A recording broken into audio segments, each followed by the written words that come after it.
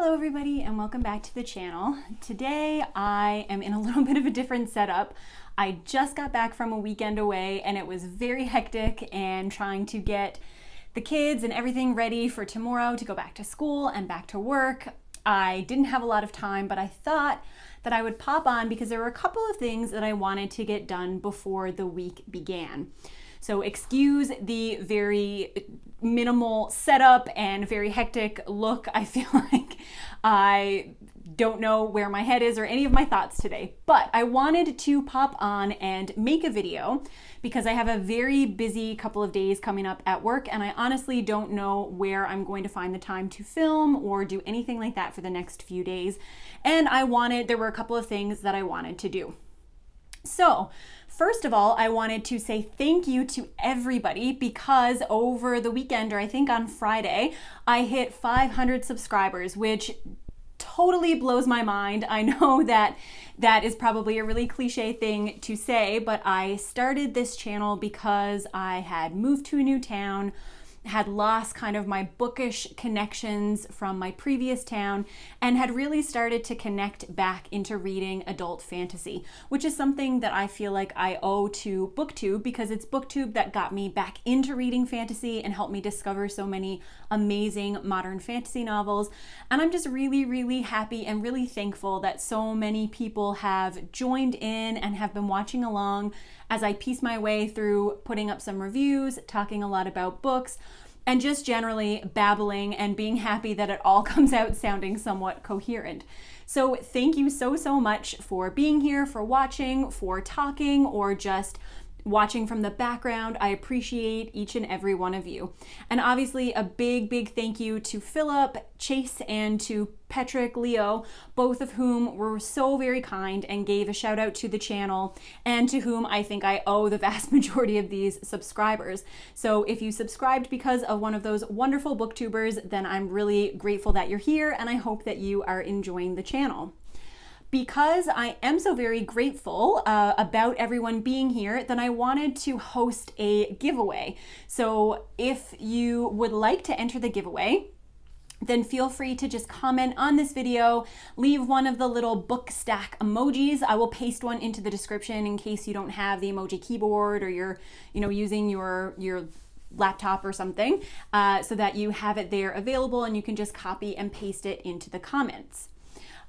One of the other booktubers that I really love and who I feel like is a very bright and positive force in the community is Joanna. And I saw that when she hit 500 subscribers, did a little Q&A.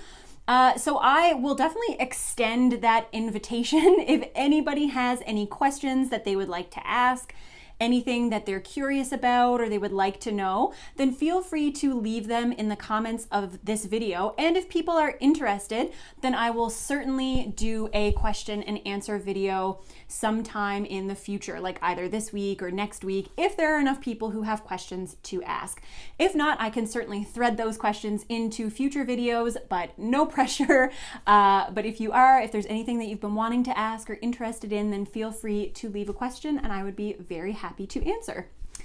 Along with just the general thank yous and the giveaway, I did, as I said previously, go out of town this past weekend. And while I was there, I was in a bookstore for the first time in a very long time.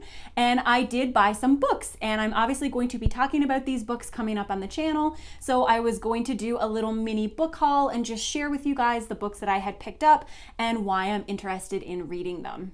So the first couple books are actually not from my book shopping haul this weekend, but they are books that I had ordered a couple of weeks ago and just arrived before the weekend. And if you follow me on Instagram, then I did post a little picture of them as a sneak peek of what will be coming up on the channel soon. And both of those books are works by Michael Moorcock. So I'll just hold them up for you here. So I did buy his Elric book, and it has the main kind of, I think, initial Elric story with some of the other short stories that focus on this character. And I'm really looking forward to reading this. This is obviously a really well-known piece of classic fantasy, and I haven't actually read anything by Michael Moorcock. I just am very interested in him as a critical thinker, as a fantasy critic, and now I'm also interested in him as a writer. So I'm looking forward to reading his book and seeing how I stand or how my opinion fits in. What I'm hoping to do in conjunction with reading the Elric books is to read this publication, this work of nonfiction that Michael Moorcock published, that's called Wizardry and Wild Romance. So this is a collection of his essays along with one of his top 100 fantasy books of all time. So it's his critique of fantasy as it stood in the 50s, 60s, 70s, and this is the updated version from 2004. So it does have some more modern works kind of threaded in there. And his top 100 list is actually how I first heard of Michael Moorcock. I love looking for those kind of top 100 fantasies, top 100 books to read. I have a notebook where I keep all those written down, and I had found his list and noticed that I had read significantly fewer of those books than is typical when I find one of those lists. And it made me really interested to see what kinds of things he wrote. Obviously, I had heard of the Elric books because they're such a big name in fantasy, but had never read them.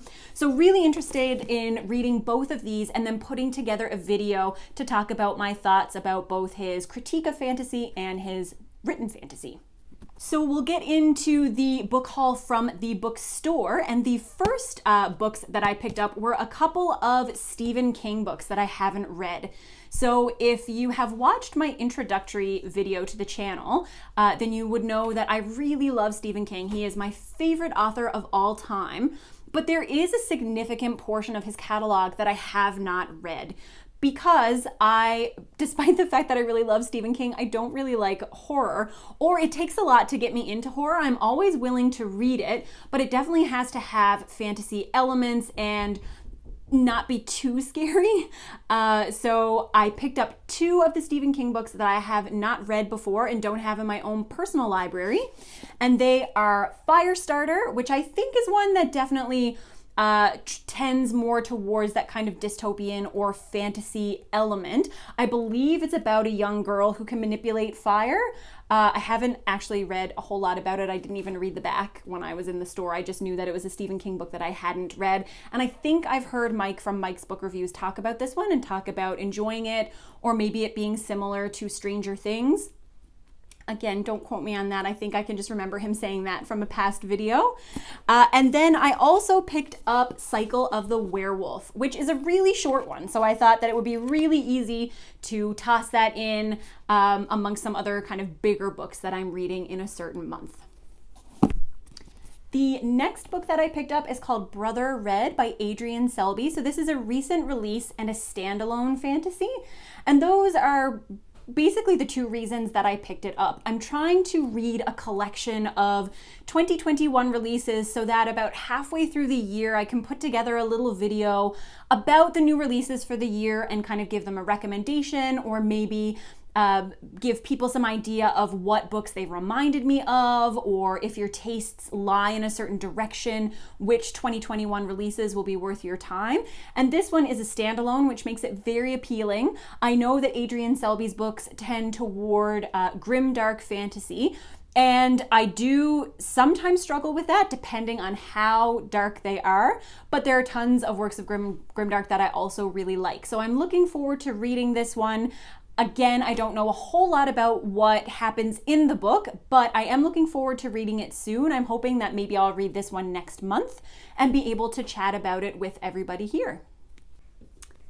Then we have a little book that has been on my radar kind of vaguely in the back of my mind for a while, and that is the book Tooth and Claw by Jo Walton. So I think I've heard this described or compared to Pride and Prejudice, and like it's Pride and Prejudice if the main characters were dragons. So I think there is a lot of wit, a lot of interpersonal or family dynamics, and the main characters in this book are dragons. It's a very compact little book. This is a really cute little bind up here. So I am also really looking forward to reading this one. Also quite short, a standalone, so I feel like this would be very easy to thread in amongst some of those epic fantasy as well. And plus it's just really pretty. This is such a nice looking little book. The final work of fantasy that I picked up is one that I talked about in my recent underrated fantasy TBR. Sorry, a feather just floated down. I don't know if you could see that or if it was off camera, but I was making some weird hand gestures. I recently talked about this book in my underrated fantasy TBR, and that is The Ember Blade by Chris Wooding. So they had one copy of this in stock at the bookstore that I visited, and I was super excited because I had just put together that video about underrated fantasy, and I really, really want to read it. So I think that as soon as I finish the second Rioux Chronicles or Revelations book that I'm reading right now from the library, I think I will start The Ember Blade next, because I got myself really pumped up to read it when I made that video, and I was super happy to find a copy in stock. Next up, I picked out a graphic novel, one of my reading goals for the beginning of the year, and I don't know if this was on the channel, but it was in my own personal reading journal. One of my own personal reading goals had been to read more graphic novels. And I did that a little bit earlier in the year, but I haven't read any this month so far, so maybe I can sneak one in before the end of the month. But this one looked really beautiful. I don't know if this is more YA. I picked it up because the cover looked really beautiful. It's called The Daughters of Is or Is. I'm not really sure how to pronounce it, but I believe it is based on Celtic mythology, and the artwork just looked really beautiful. I love, obviously, fantasy books that have female main characters. The art on the inside looks really gorgeous, and I think it will be like a nice little pause, maybe. Again, I feel like every book that I've described today has been something that will be a nice pause from the giant epic fantasy series, but again, a nice standalone graphic novel that looks really beautiful. And if it is aimed at a younger audience, then definitely something that I could share with my kids, because they are both really into graphic novels right now. And the final book that I picked up is a work of nonfiction. I love to weave in 1 or 2 works of nonfiction every month. Those are usually the audiobooks that I listen to be honest, because I find nonfiction a lot easier to consume by audiobook than I do fiction. I usually listen to my audiobook and do a puzzle at the same time, but every now and then I like to pick up a work of nonfiction as in printed form as well. And I love science-based nonfiction, books about nature. And this one, the cover was just so beautiful with all of these really colorful animals on it that I could not help but pick it up. This is called World of Wonders. And it says, in praise of fireflies, whale sharks, and other astonishments. So I love animals. My kids, this is where I think they get their love of animals, because their dad, and I don't know if he would be upset with me for saying this in a video or not, he's actually really scared of a lot of animals. Cows, for example, goats, he's scared of a lot of farm animals, which has been difficult because our kids really like going to the farm.